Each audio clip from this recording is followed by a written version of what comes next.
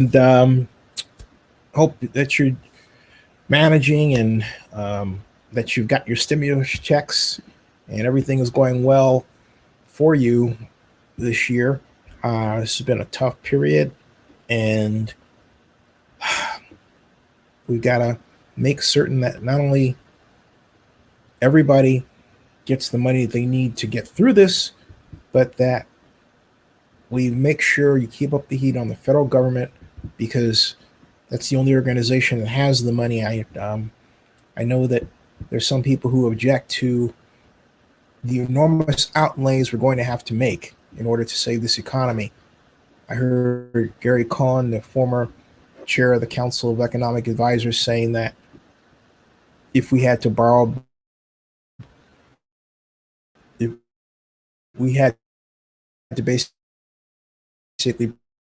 produce $5 trillion worth of economic assistance, that beyond a certain point, he said beyond a certain point, the world that Cohn did, he said that not only he said the world wouldn't sustain it, he said that it would push interest rates up to extremely high levels.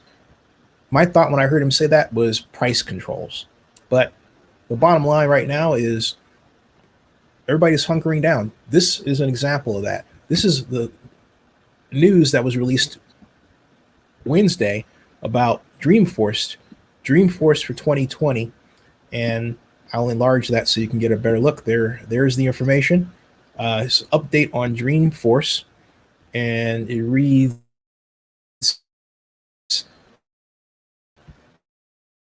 as follows. If I can zoom in there, and I believe I can. And I'm going to zoom in just a little bit more so you can see it as I read it to you. Dreamforce.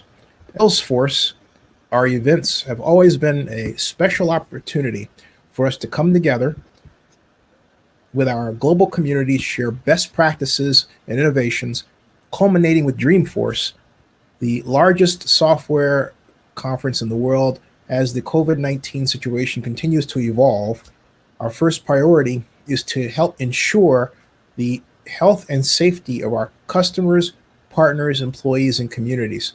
With this in mind, we have decided to reimagine all of our events through the end of the year in new and virtual ways, including Dreamforce. We will miss bringing everyone together in person, but we're excited to shape our virtual events in ways that bring all of the fun, innovation, and learning to our dedicated community of trailblazers. Please read our full update on our newsroom and visit our frequently asked questions for more details on Dreamforce. Let's do that.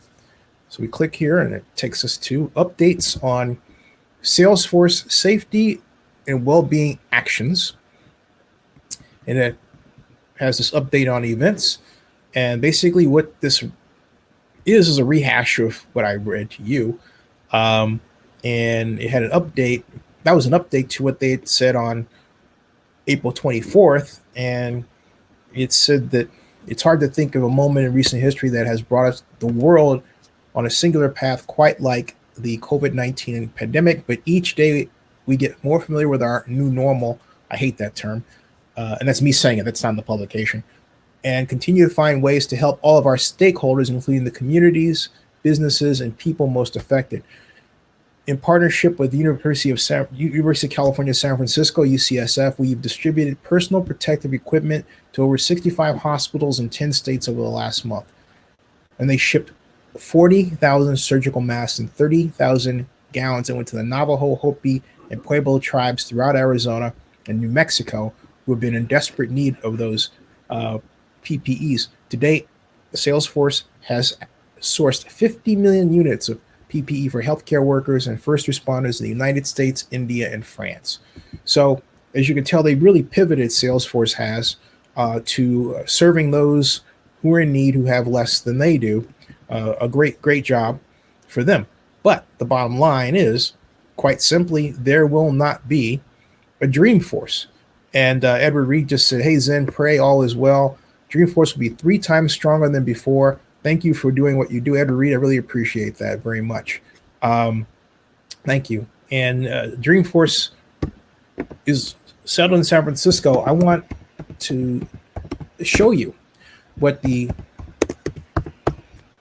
impact of that, okay, is. And basically, um, because Dreamforce, this says Dreamforce is about a $150 million economic impact to San Francisco that's lost. This San Francisco Chronicle um, uh, article. Oh gosh, I hope they don't have a paywall. If they do, I'm going to have to skip around it. Okay. All right. As you can see, this is what Dreamforce would normally bring to San Francisco: 170,000 Dreamforce attendees. Cost of a full conference pass sold out is $2,199. 100 plus hotels housing attendees. It's a lot of money in hotel tax revenue for the city and county of San Francisco. 2,700 numbers of sessions. That's enormous. 23 locations on the Dreamforce campus, which consists of Moscone Center West, Moscone Center North, Moscone Center South, basically all of what we call Yerba Buena Center.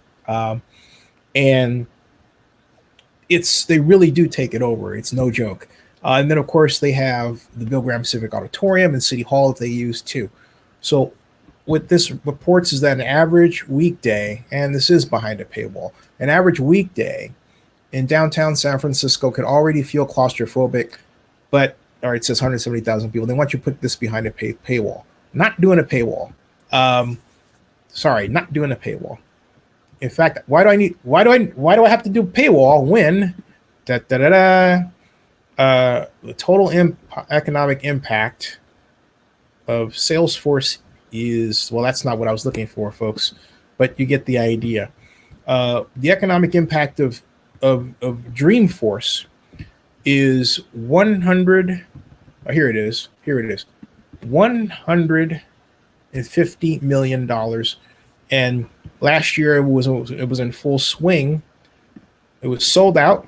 They drew 171,000 attendees, as I said before, and it's the world's largest software conference, larger than CES, really about the same size as CES. Okay, but this is big news. Sorry about the ad that got in the way there, folks. I'm trying to push that out of the way, but this is big news, and it's unfortunate news that Dreamforce will not be here for 2020.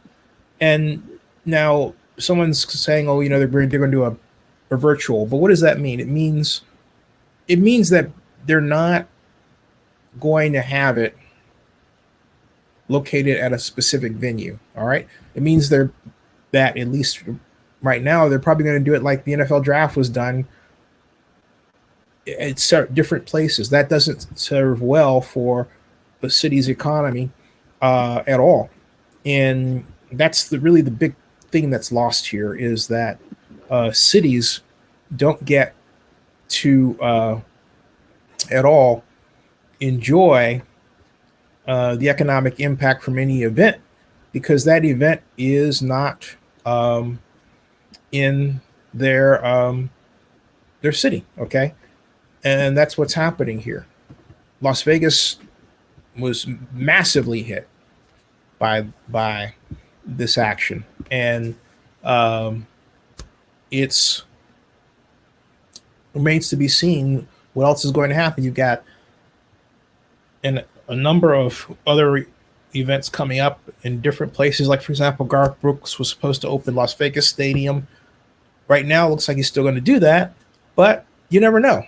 The Country Music Awards that normally takes place in Las Vegas April 5th is going to be moved to 3 different venues in Nashville. So Las Vegas loses out on that because they already have a shelter in place and there's nothing they can do. So that's the news for tonight. I think some of you originally were expecting me to talk about Las Vegas Stadium and the Las Vegas Stadium pro forma, but there's a couple of data items I need to gather, so I'll take that up tomorrow. All right. And Edward Reed, thanks again, by the way, and everyone be well, and subscribe to Zenny62 on YouTube. All right, see ya.